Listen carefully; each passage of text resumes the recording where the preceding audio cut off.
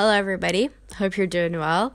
I have been abroad and the weather has been phenomenal, springy and sunny and so good. So, life has been awesome. If you think, wow, you look exactly like you did last week, that's because I'm actually filming both videos at the same time. So yes, the previous video I literally just filmed. But anyway, welcome back to the Muni.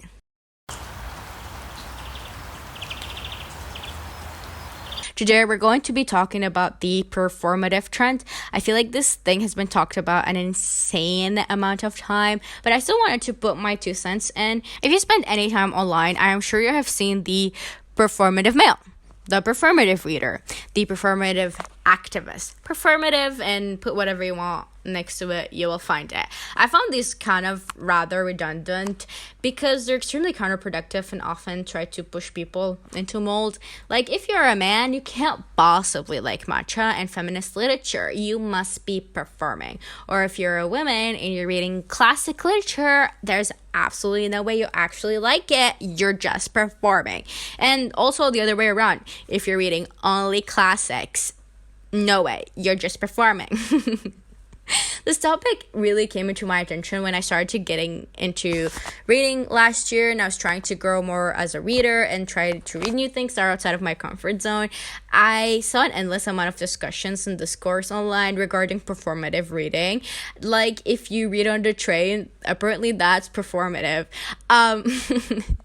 But not just in the book space, like performance and performativeness kind of became a major subject of discussion all across social media in the past year. I do think to some degree there is a form of performative behavior that needs to be called out, especially like those who use performative activism, for example. They use political movements whose real life peoples are on the line as means to gain financial gain or even for fame. It tends to be extremely harmful for the movement and cause an infiltration of individuals that tend to stray people away into really bad ideological backgrounds. But the vast majority of people that are criticizing these behaviors are not actually criticizing kind of harmful performative behaviors, but instead they're trying to uphold the status quo. Now, the easiest example for that is the performative male. Obviously, there is something to be discussed regarding men's tendencies to basically lie to women to get laid.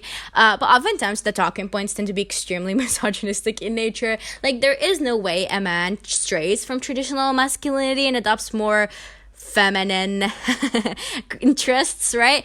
It has to be performance. Again, it's like upholding the status quo, especially since from what I saw, a huge chunk of the people who were criticizing the performative male were men who specifically only follow traditional masculinity. As Rachel Conley puts it in her essay titled, "Why Fear the Tote Bag Wielding Matcha Drinking Performative Male? At least he makes an effort." Imagine that, a person choosing clothing and accessories to increase their attractiveness in the eyes of the gender they are trying to sleep with. Very insidious and unusual behavior. I tell you right now, I have not once in my life participated in such charades. Now, I think it's incredibly normal to want to impress women that you are interested in and want to get with. I don't necessarily think that's be performative. I mean, kind of, but I do think that it's just human behavior. And I also don't necessarily think that every matcha drinking feminist literature tote bag wielding man is essentially performing. I do think that they just really like these things naturally, right? And these issues also arise in the book community, and I've seen it quite a bit. Everyone on here assumes the other person is performing somehow. Like, reading outside is performative. That is extremely funny to me, because what is odd about reading outside of your house? Like, reading is such a normal thing to do in general, and I feel like that criticism is so extremely odd. Like, what do you mean you're performing if you're reading on the subway? Like, where would you read? Like, if not in kind of times like this? Like, I don't know, it's so weird.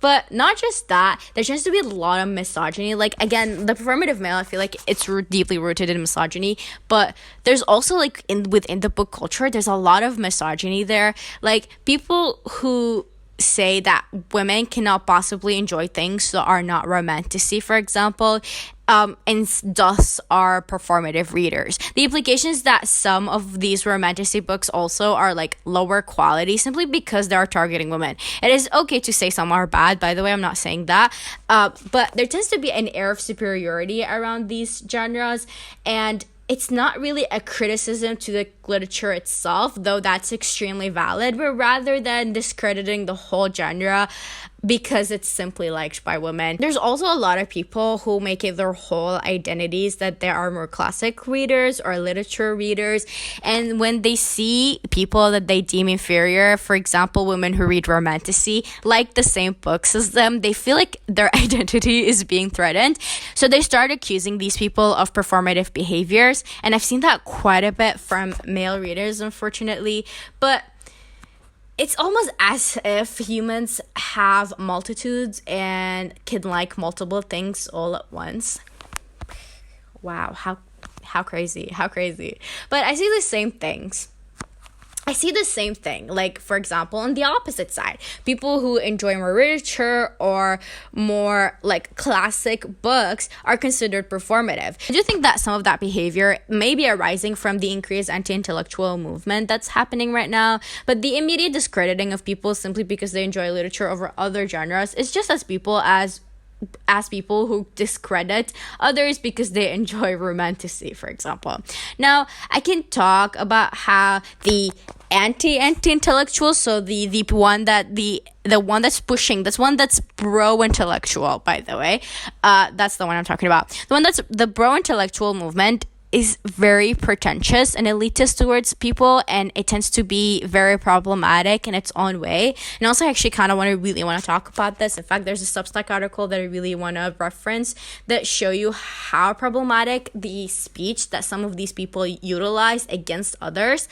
But regardless, I do think that this whole thing is extremely stupid. Like, it's extremely dumb, especially when we are all performing. Firstly, I think the human experience in itself is a form of performance. There is no such thing as a woman naturally liking makeup.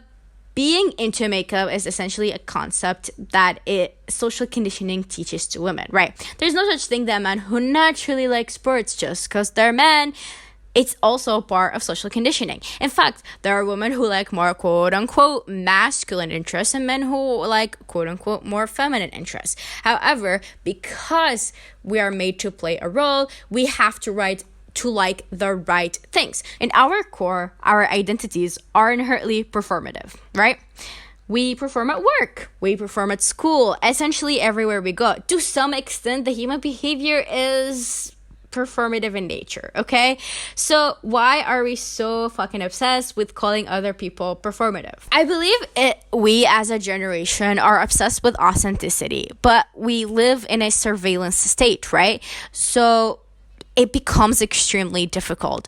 We feel watched all the time. I mean, anyone can film you at all times. People are very aware of the way they conduct themselves within society. And social media exacerbates that problem. When you curate your Instagram, you kind of start curating yourself in the process. Sooner or later, we start living by very rigid ideals of what it means to be who we are. And the issue is, and that's extremely suffocating, so instead we try to be more authentic and more unique. The issue is we're constantly influenced by trends, celebrities, culture, which I kind of touched upon in my previous video, which means that we kind of start losing our authenticity in the process, which sends us basically spiraling. As in the Substack article by Tunmais Abedowale, I am so sorry, girl. I am so sorry I'm butchering your name, but I will put it up here. It puts it. Across these two examples, which is the performative male and anti-performative male, the fantasy of authenticity is revealed as just that, a fantasy. Performance is ubiquitous and avoidable and always contingent upon audience perception. The difference lies not in the existence of performance, but in its orientation. For the performative male, the audience is women and socially mixed. For the anti-performative male, it is narrowly homosocial. For the pick-me girl, it is male and often hierarchical. In every case, gender is enacted, monitored, and continually reinforced through repeated behaviors, both conceal and reveal power structures. Authenticity is never innate. The only problem I do not quite understand is, why do we start policing ourselves and each other? Why, in our search for authenticity, do we start pushing people further into molds? Shouldn't we not celebrate the push away from normative roles that might push the boundaries of acceptable behavior for different genders? Why are we so obsessed with policing each other?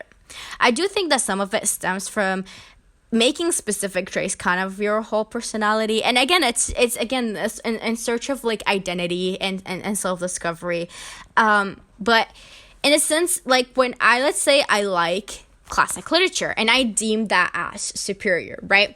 So that kind of becomes my validation, and that becomes sort of my main core of my identity, which is I like literature. And so when I see someone who I deem inferior, let's say someone who likes romance, okay? And there tends to be less than me. I consider them less than me, and I am intellectually superior. And so when I see those people enjoying things that I like, I start to feel an identity crisis, because I deem that superior and I deem you inferior. And if you like the same things as me, that means maybe I am also inferior.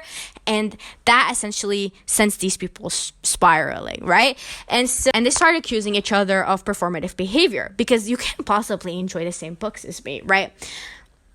But in its core, that person who makes literature their whole identity is also performing to some degree. This whole thing is ridiculous. But anyway, this is like a very long and extensive subject, but I would love to hear your own thoughts about this. I personally find extreme social conditioning and policing extremely dumb and restrictive to humans who are simply trying to exist within society. I do not think it's helpful to continuously police each other on what we think is right or is wrong. And also our extreme obsession with also not appearing cringe, which I have that problem too, trust me. But that way, the way we like kind of police each other on that is also crazy. I think instead we should be focusing more on ourselves as people. Personally, in my opinion, I think we should just allow people to enjoy things. And if a man likes a matcha and feminist literature, then good for him. And if he likes sports, then good for him. But instead of making things and creating kind of preconceived notions of what it means to be a certain person and attacking anyone who does not fit those molds is incredibly disgusting in my opinion. So I always find people who discuss these performative behaviors sort of dumb, okay? They're kind of dumb. And I wish that we can move away from that trend and start having conversations that are a little bit more important than that, in my opinion. Okay. Anyway, that is all for me today. Let me know what you guys think about this whole performative trends, because I do find them incredibly frustrating to see. Please like and subscribe. It truly helps. And also, if you have any subject you want me to talk about, I would love to talk about it within the next weeks. So please let me know down there in the comments. This is all for me today. I'm gonna go now, but I'll see you all next time. All right, bye. See you guys.